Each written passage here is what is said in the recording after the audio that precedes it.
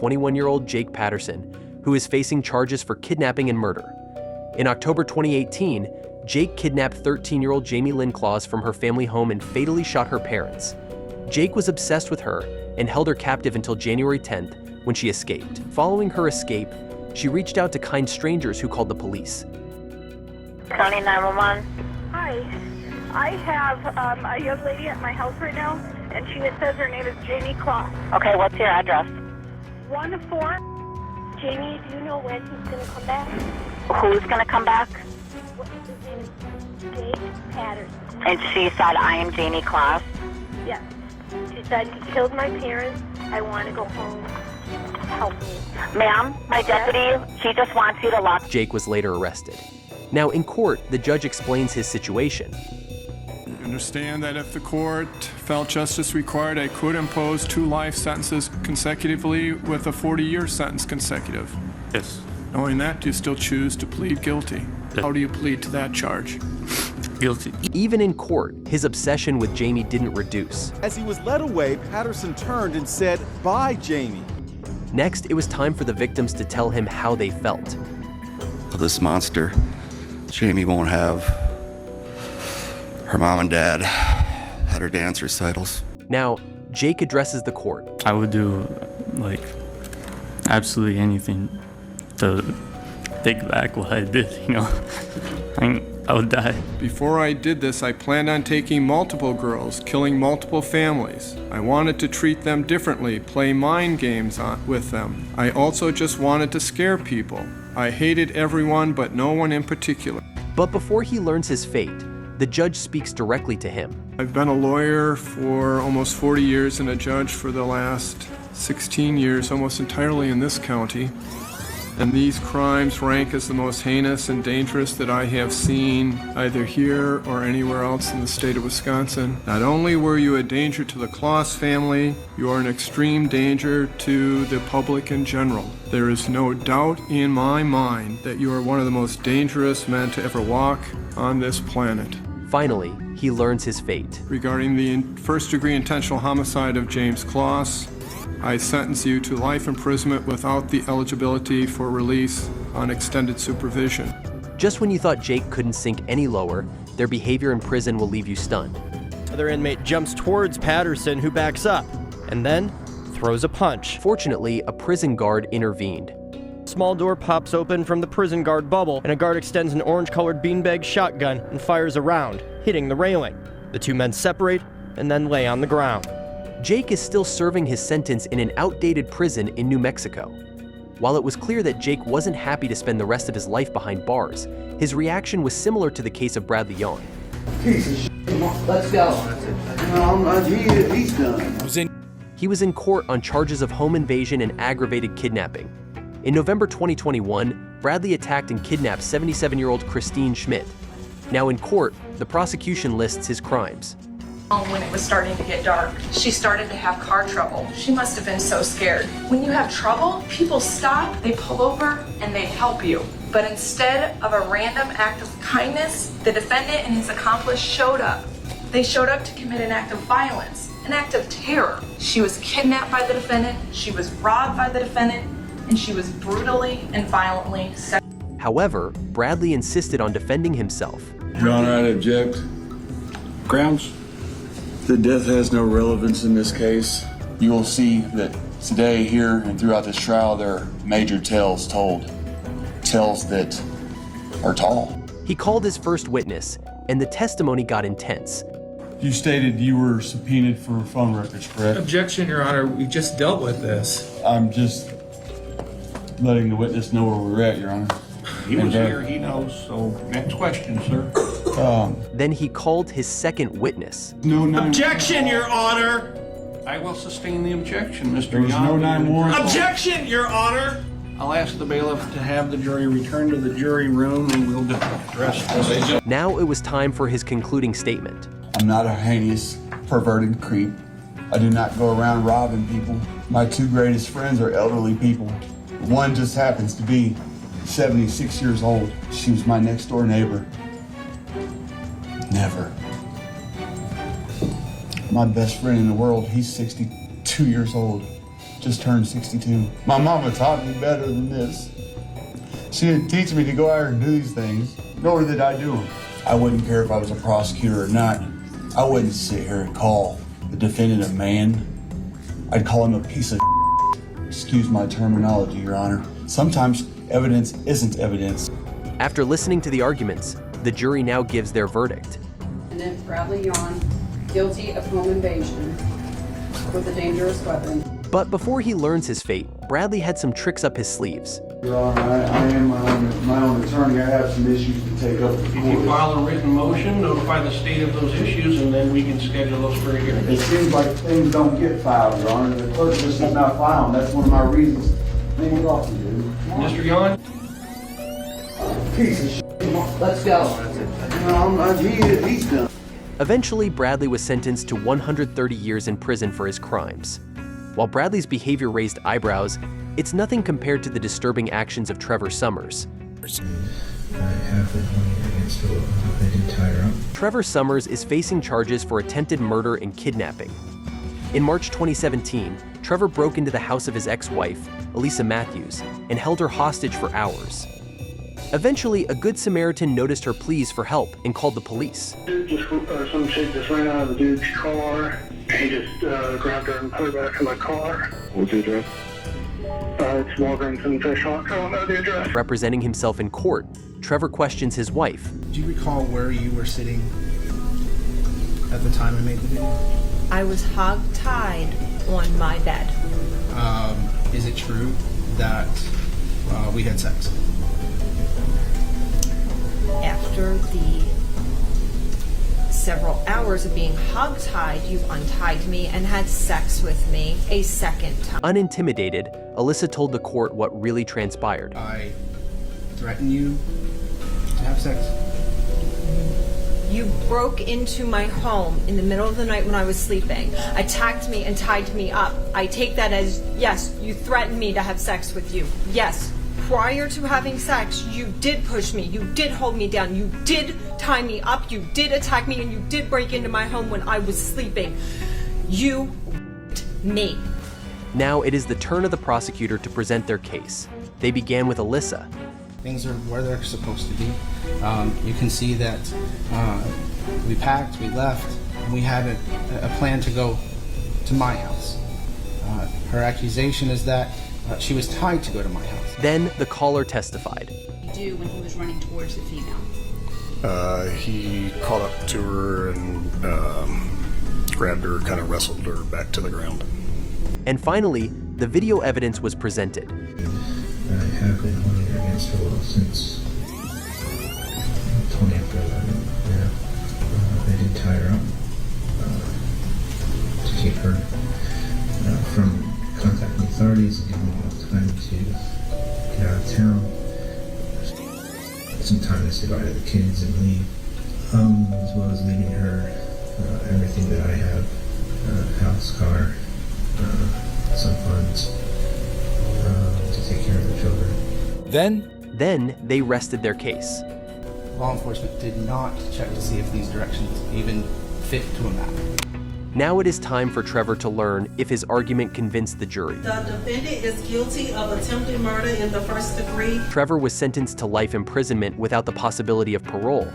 While this action may be seen as an effect of divorce, the same can't be said for the case of David and Louise Turpin. It's a couple who were in court for the torture, kidnapping, and maltreatment of their dependents in California. In January 2018, one of the children called the police. 911 emergency, what are you reporting? I just ran away from home because I live in a family of 15 and my two little sisters right now are chained up. Okay, how old are you? I'm 17. And how many of your siblings are tied up? 2 of my sisters, 1 of my brothers. How are they tied up, with rope or with what? With chains. Following the call, she met up with an officer and provided more details of her situation. Hi, what's going on? I just ran away from home. Okay. I live in a family of 15. Okay. My 2 little sisters right now are chained up. They're chained up? Yes. Where are they chained up at? On their bed. Now, Mother didn't chain them up just to be mean. They're chained up because they stole Mother's food. I've never talked to anybody out there, so I've never been alone with a person, so this is very hard for me to talk. Do your parents know you left your house? No, they don't. Do you take any medication? What's medication? Medication? Yeah, what's medication? Do you take pills? Do you take pills? Oh, I don't think I've ever taken a pill before. Okay. How did your sisters get like this? Okay. Your parents chained them up? Yes. Take a seat in the back of my car. Okay. Do you have any injuries? What's injuries? Are you hurt? Oh, no, not right now. What are your parents gonna do when they find out you left? They're gonna want to literally kill me. What's the worst thing they've done to you? They have choked me against the bed, and Did you call the police? I didn't have a way to get a phone yet. This is the first chance I got to phone. The officer called for backup and went with Jordan to investigate her claims. Hey, do you mind if we come in and just take a look, make sure everybody's safe and everything's okay? Okay, what kind of call did you get? Well, we got a call that there was a young female walking around saying that she came from a house over here. We were able to find out that this was a house, and we just wanted to check and make sure everybody was okay. Think it she came from here? That's what she said. We're gonna come. However, what the officers saw shocked them. David and his wife Louise were promptly arrested.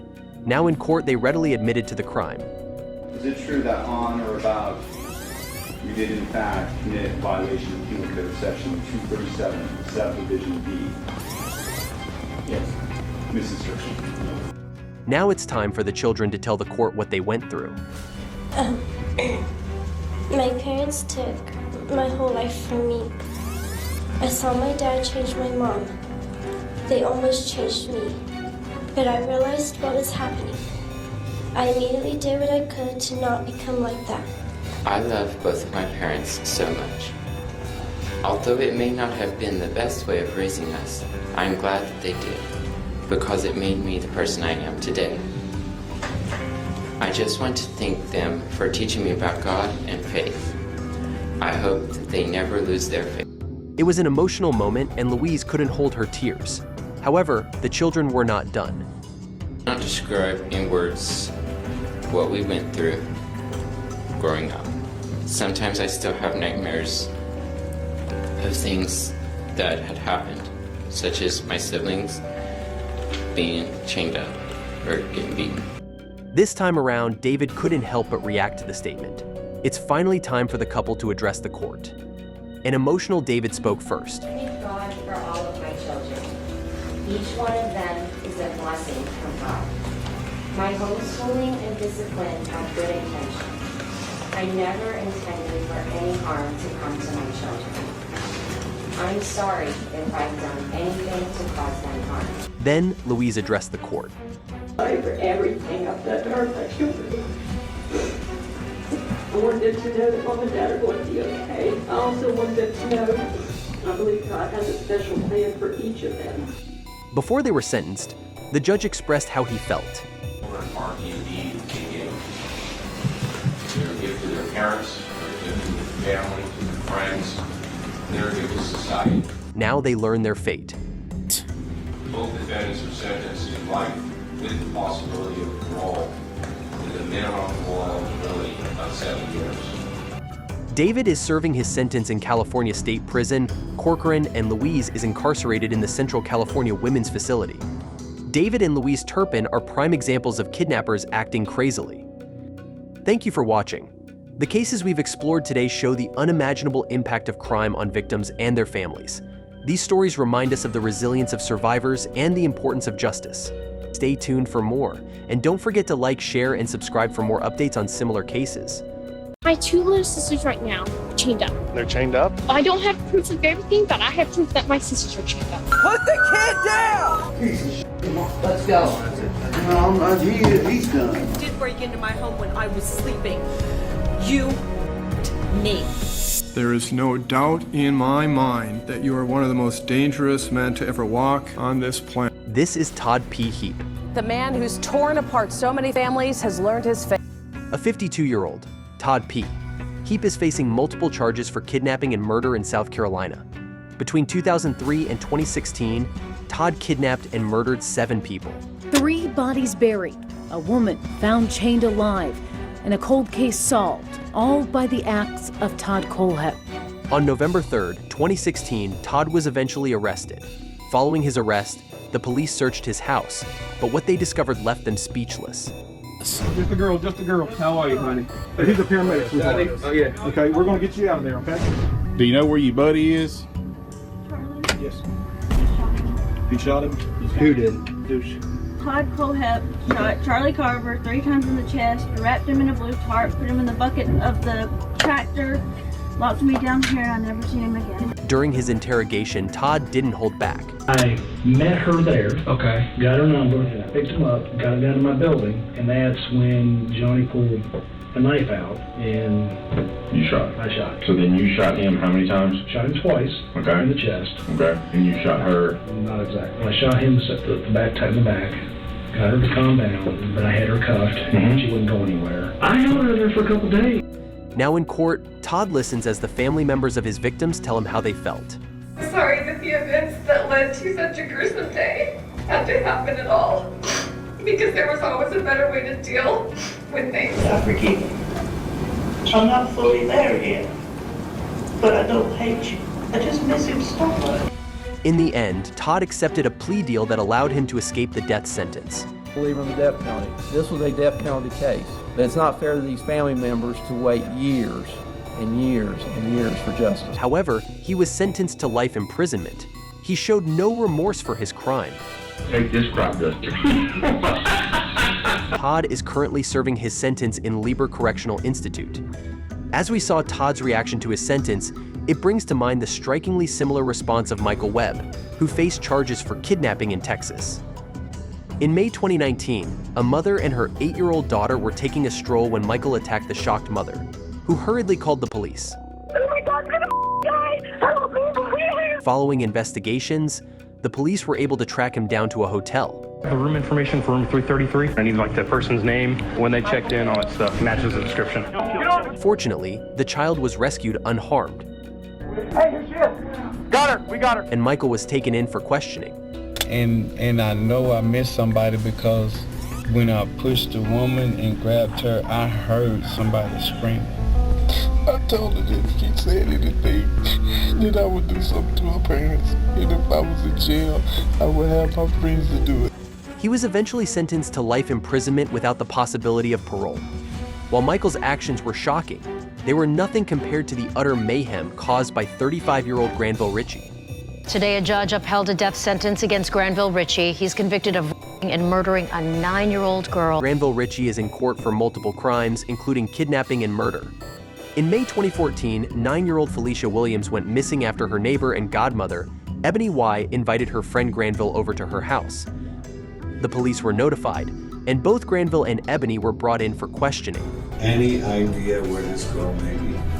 I wish I know. Can you tell me how you told us? The house that they're staying in now, and if you look to the left, I used to stay in that house. However, the next day, the body of the girl was washed up on Tampa Bay. The police intensified their investigation, and Ebony and Granville were brought in for questioning again. That room, man, that girl was gone. Did he tell you to say that he wasn't there? To say that his mom was there? Yeah. Why lie? I got scared. Forensics and investigations pointed to Granville, and he was arrested. Now in court, the prosecution addresses the court. And then he took Felicia's lifeless, nude body, and he threw it like someone would throw a bag of garbage. Followed by the state attorney. Felicia Williams' life meant less to this man than his sexual desires to violate her. The prosecution argued that all the evidence pointed to Granville and called on their main witness. And it was like, what you lied about? I said I left her with Trevor, and he wanted me to go and get some weed for him. And then when I came back, she wasn't there. They also revealed a 911 call from Granville's phone, which they stated must have come from the girl. 911. Then, they rested their case. Ultimately, there was a person in between him and that little girl that he wanted to get alone so that he could do these vile things to her. To do that, he had to get that person out of the way. And even though these are violent, brutal crimes that he committed on this little kid, he didn't use violence to get that obstacle out of the way. He used deception He used lies. He used manipulation. However, Granville's lawyers disagreed with the prosecution. When Felicia Williams is missing, there's no signs of a struggle in that apartment. There's no DNA evidence left by Felicia Williams that you would expect. No hair, no skin, nothing. They called on their own witness. Do you see any evidence in the autopsy report and the photographs that would suggest to you that a sexual assault, sexual battery had taken place in this case? No. They insisted that. Granville Ritchie remains innocent. Now it's time for the jury to give their verdict. We, the jury, find as follows as to count one of the charge, the defendants guilty of first-degree murder as charged. But before the sentencing, the family members of the victim had the chance to address the court. He discarded her like she was nothing. I've waited 2,310 days for this day to come. And I regret today is that I cannot ask for his fate. And that would be for him to be hung, for him to feel what my daughter felt. It was an emotional moment, and the judge wasn't left out. My heart breaks for you as a mother. Absolutely breaks for you as a mother. However, the most shocking statement was from the victim's father. I forgive you, bro. That's how strong my God is. I come in and smile at you today with no harm or ill wills towards you. You my brother. You made a mistake. But you got time. You got time to get right with God, bro. Because the journey you got ahead of you gonna need God. Finally, it's time for Granville to learn his sentence. Jury unanimously found that defendant should be sentenced to death. You will remain incarcerated until the date of your death is scheduled to occur. If you do ever pray to a higher power, either now or at some point before the date of your death is scheduled to occur, and you truly seek forgiveness and redemption for the sins and the crimes you have committed, I hope that you are granted it. And I do still see the humanity in you. Granville showed no emotion and is currently awaiting his death in prison. Just when you thought you'd seen it all, another convict surpasses Granville's wild behavior. County 911, where is your husband? Somebody I just want to from. Hello? Enter